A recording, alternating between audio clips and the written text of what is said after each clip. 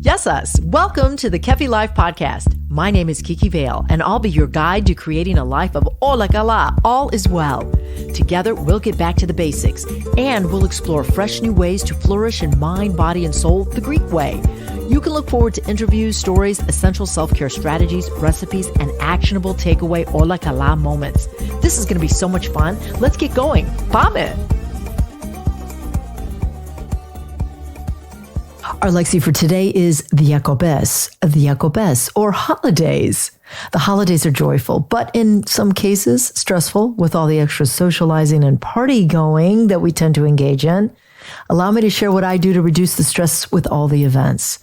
The day I have a party to attend, I eat mostly salads and drink plenty of water. I load up on carrots and cucumbers before a party, and I always do a walk or a workout day of. To ensure healthy and balanced Diakopés, be mindful of the food you eat and prepare ahead of time.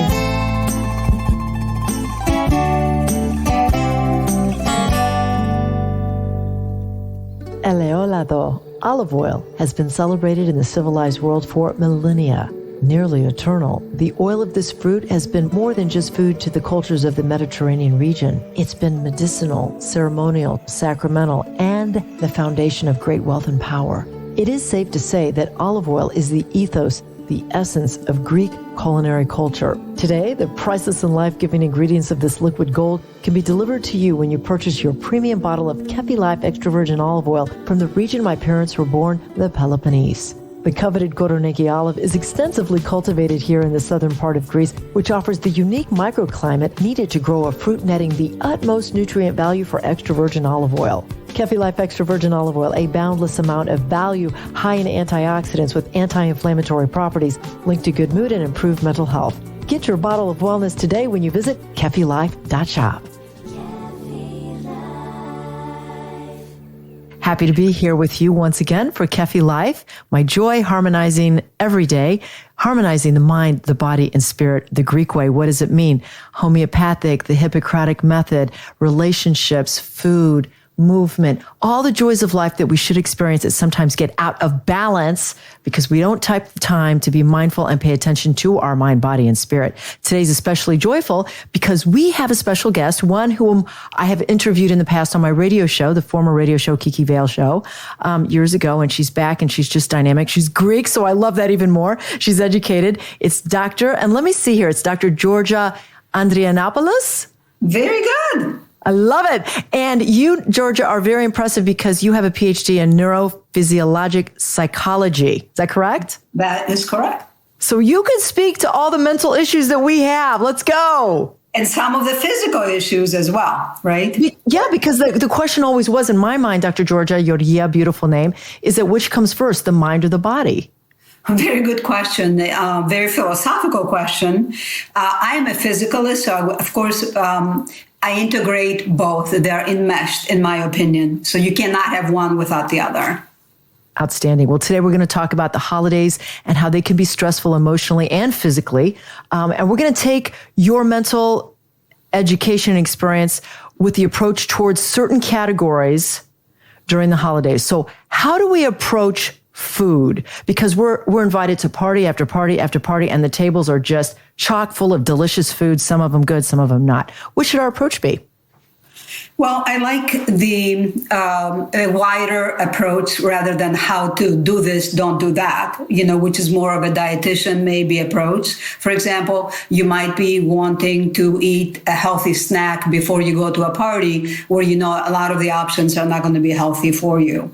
That is a how-to approach. In my view, the best preparation to go to a party is to continue whatever wellness protocols you've had before you got invited to these parties, before Thanksgiving, before Christmas. What is it that you typically do?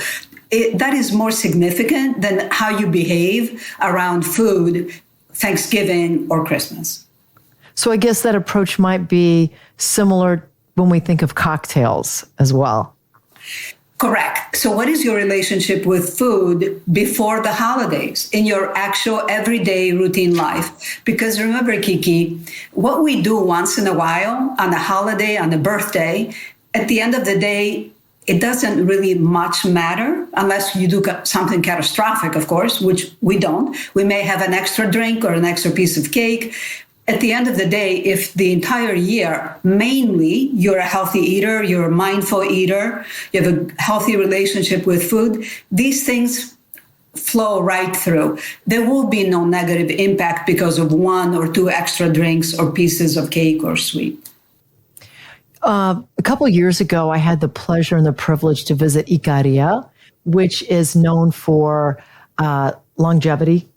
It's Dan Buettner's top 5 places to live if you want to live to, like, let's say, well, he says that this is where people live they forget to die.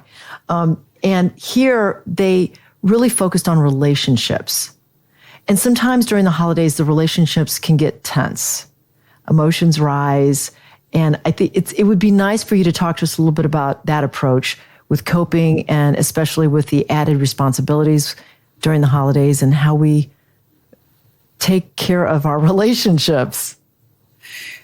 Right. So, I mean, that's a very important point that you're making, because holidays they can be flashpoints for relationship eruptions.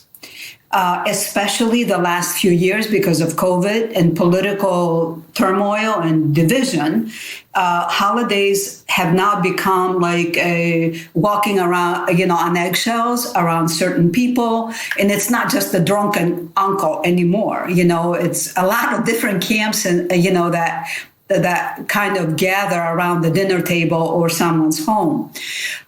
So how do we manage? How do we approach? I think probably in being more aware about staying authentic within ourselves. What is it that I want out of this particular gathering? What is it that I'm trying to do here? What is my goal? Well, mainly, hopefully your goal and mine would be to be present in the moment, to be open and engaging with other people, to show and share kindness and love with other people. And so once each one of us shifts to that particular brain space, that is, I'm mindful of myself, about being kind, about being well-intended, and I'm open to other people's opinions, point of views, and I'm interested, not only open, but I'm interested. And I want to invite other people to share with me, an update on their lives or something new and exciting or something, whatever they want to share. So I'm ready, I'm open, I'm kind. And basically that's what you bring to a gathering, in my view. That's amicable. I like that. I really do. What about the approach to ourselves? Because, I'm a mother of 4. And in the earlier years, I just didn't have any time for myself. I just couldn't carve it out. But now I'm a little older, my children a little older. I still think what I said previously was an excuse, because everybody can carve out a few minutes a day for themselves. What could you say about that? What I can say is provide maybe some data about what works and what does not work in terms of time efficiency. Some people do a lot of things and they manage to do it unflustered. Other people, can drown in a teacup, and that's how it is. That was a good one. I have to use that. I'm writing it down. However, we do know that if you or I, because in the clinical study they did this, they took high performers like pilots of jet fighters, fighter jets, and they tried to tweak and increase their performance during the day. And so the protocol they use to optimize performance is starting like before you actually get out of bed in the morning. You set an intention for the day. So by doing that, your eyes can still be closed. You're in bed, and you visualize and set an intention for whatever your day has ahead of you. It can be talking to you. It can be, for me, seeing patients or gathering for a family. So I practice. And so when I'm thinking about my day, I set an intention about how I want to feel, how I allocate my energy so I don't run out of juice by 4 p.m., 3:30, And then, so it allows the opportunity for the brain to get ready for what is ahead. And the moment you wake up and you stand up from bed, you have a big glass of water next to you in the bedstand, and you drink water. You drink as much water as you possibly can, because in the morning, your brain is dehydrated. That is what the assumption was, and this was the protocol for this study. So mindfulness, and you set an intention in bed, you hydrate, that was step 2. Step 3 is you don't go for coffee, you don't even shower. What you do is a brief burst of physical activity, jumping jacks, burpees. We're talking 3 minutes. It doesn't have to go on for 20 minutes, but give yourself a rest. Do 20 jumping jacks. Go as far or as often as you can. Stop, then do something else. Maybe hold a plank, maybe a side plank, maybe hang by your arms, if you have such a place, for as long as you can. And you hit those targets, 1, 2, 3, then you allow your body to calibrate, figure out, am I low energy? Am I high energy? Where am I? Notice we don't drink our coffee before we do this, because we want to have our natural energy state first. We take a breath, we take a shower, then we get our coffee and move on. In this particular study, they found that by doing just a simple protocol, set an intention, hydrate, brief burst of activity, and you start your day that way, ultimately it saves you 12 to 16 hours per week because you are more productive.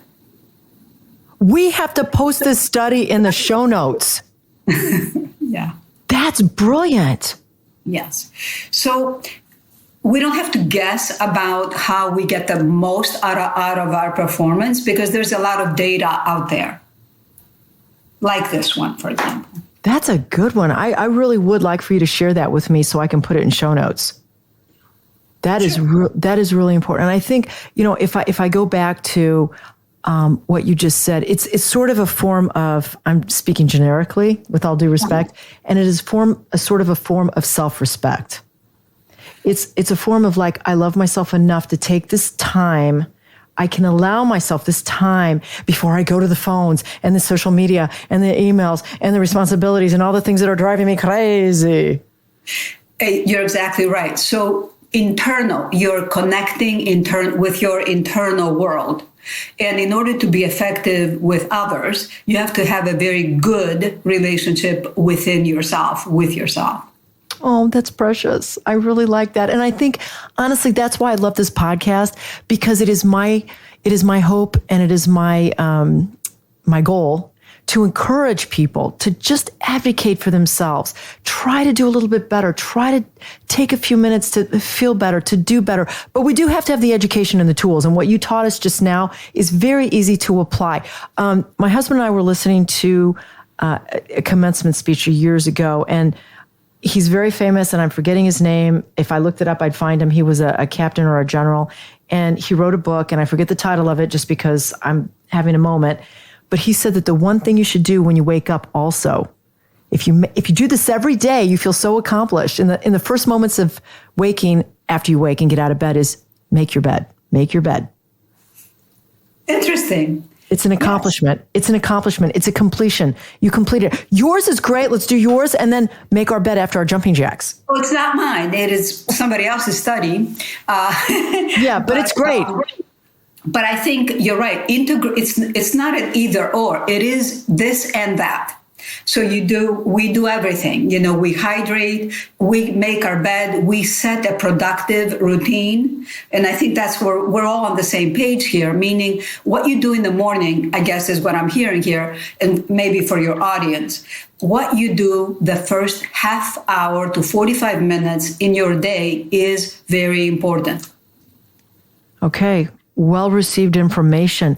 By the way, you have a beautiful little accent. You're from Greece. What part of Greece are you from? I'm from Nafplion. I'm from the old town center of Nafplion. It's beautiful, near Corinth. I'm sorry? Near Corinth? Very close to the Isthmus of Corinth, about 30 minutes or so, 40 minutes. Do you get back often? Oh, at least once, definitely, sometimes twice a year. Oh, outstanding. It's olive oil season. It's olive collecting season right now. My property, we have olive groves in outside of Nafplion. Oh, you do too? Okay. Yeah, right. So my family, the Andrianopouloses have had this farm for over 100 years. So it goes from generation to generation. And right now, we're collecting this year's yield. So it's a very exciting time outside of Nafplion. Oh, wonderful, wonderful. So will you be going soon or will you wait till summer? I believe our date is already set for June. Oh, fantastic. Fantastic. Yes. And then I have to ask you one final question about Greece because I'm just crazy about it. Of course, my parents were born there. Do you have a favorite island? A favorite island? Probably. I have not been to many islands. I'm so biased, unfortunately. But Hydra is one of my favorites. Hydra. Okay. Yes. Yeah, I've been there. It's gorgeous. There's no transport.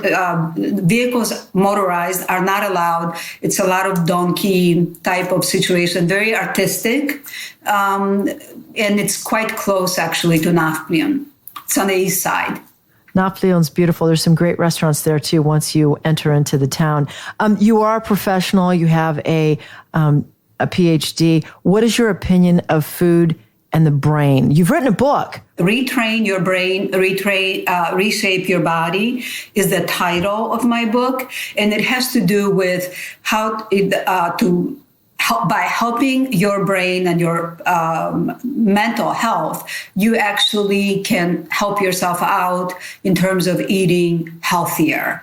So if your brain is balanced, you don't need to worry about overeating or eating the wrong food because with a healthy brain, you automatically make better choices.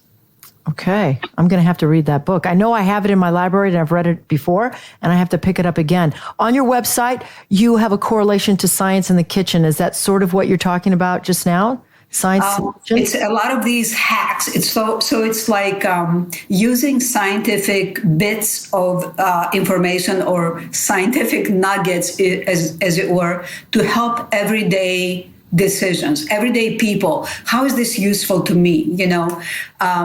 So we know, for example, that if you put food, let's say, in a very large plate, and if you put the same amount of food in a smaller plate, and you eat the same amount of food, but just because one plate was larger, in your brain, you're going to be more satisfied if you ate the same amount of food from a small plate than if you ate it in a large plate. Okay. Because it was heaping over. It's like abundant. The food is abundant, and your brain's like, yeah, this is great because I'm eating all this food. In reality, it's the same amount as, of food that you have in the bigger plate, but you can fool your brain that way. So there's some good. So that's one example. There's so many examples. For example, if you make visual contact with the food or the desirable, item, the visual contact is very difficult for the brain to resist. So if you don't want to eat something, do not put it in your visual field. Hide it. The mind hacks because the brain is very sophisticated in so many ways, but it's also extremely mechanistic and very simple. If it follows the rule of the least, the path of least resistance. So if it's in front of me and I want it, I'm going to grab it. But if it's, if I have to work for it, I'm less likely to want it that much. The only reason I can attest to that is because a couple of weeks ago, I wasn't feeling well. I was on the couch and I just wanted a tea. I'm like, I really need a tea, but I'm like, I got to get my butt up and go put the tea kettle on. Yes. So for your audience, if they feel, for example, that they have to have cakes, they have to have all these, essentially unhealthy foods around because they're entertaining during the holidays, it is a good idea to find a spot put something over those items if you have them in advance, a tablecloth, parchment paper, whatever works, to kind of, preserve them away from your view. These are great.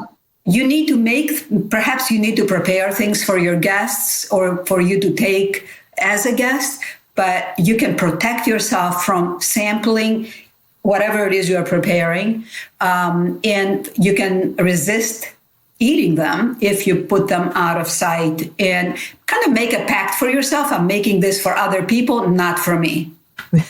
That's great. And you know what? You're right, because so much of our action and our activity begins with our brain and that starting point. And there's some great hacks. So retrain your brain, retrain your body.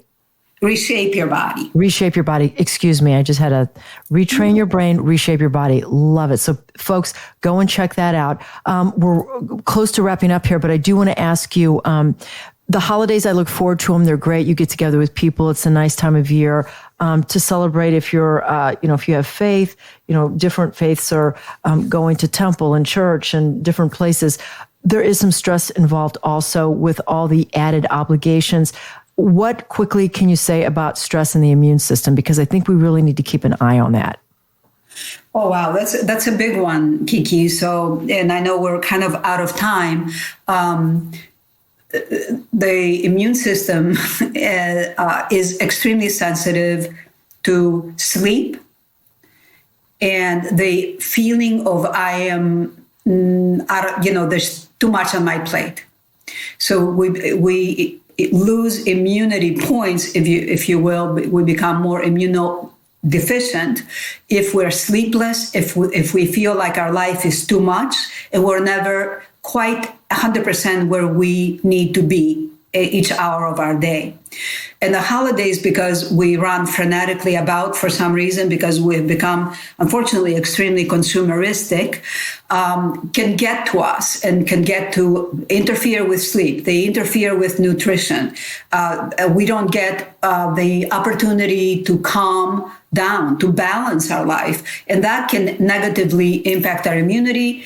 And of course, it is flu season. And the moment your immune system becomes compromised because of the running around and the lack of sleep and the bad nutrition, what happens? We become open and susceptible to infection, including the flu or COVID or other opportunistic type of, infections. So the way to keep yourself healthy and happy is, number one, to maybe focus on what is really a priority here. And the priority is relationships. It is all about relationships. It's not about the stuff that, in my view, that we litter the planet with more material things that wash up in Thailand, or somewhere. Right. And we keep buying and, stuff. If we were to hopefully balance that out a little bit with what is more enduring, which is relationships, and be present, be open-minded, open-hearted, then hopefully your immune system is going to be boosted as opposed to deficient. And you can stay healthier and calmer, frankly. I have really enjoyed this interview. I've learned so much, and I have such respect for your education and also the very practical tools and tips that you've shared with us. And I'd like to invite you back for another episode where we can talk about what you specialize in, which is the mental aspect of food and protein. Would you be willing to return? It would be my pleasure. And thank you for what you do for the Greek community and the community at large, Kiki. Thank you. Happy holidays. Καλά Χριστούγεννα, να είσαι καλά. Χρόνια πολλά. Thank you. Stay right there. Up next, your weekly takeaway to keep it all as well. Ola kala. This Ola Kala moment brought to you by the law offices of Liston and Centillus, ranked number 1 by the leading lawyers network since 2010, taking care of all your real estate needs. During my interview with Dr. Georgia today, she mentioned the significance of proper sleep to boost the immune system. I'd like to add to this science with the following immune boosters to keep you ola kala these holidays and beyond. Stay in tip-top shape by getting enough vitamin D. This will keep flu and cold at bay. Ask your doctor for a blood test to determine if you are deficient with this important necessary vitamin. Zinc. It's one of the most essential minerals needed for the development of immune cells. Incorporate this one too. Finally, have you ever heard of elderberry? Well, studies show that it will bolster your immune system response by increasing white blood cells. Studies show that it could also shorten the cold's duration and severity. Ask your physician about all of these so you can get your immune system olakala all as well. Kiki Vale is the founder of Kefi Life. She is passionate about whole person wellness and living a fulfilled life.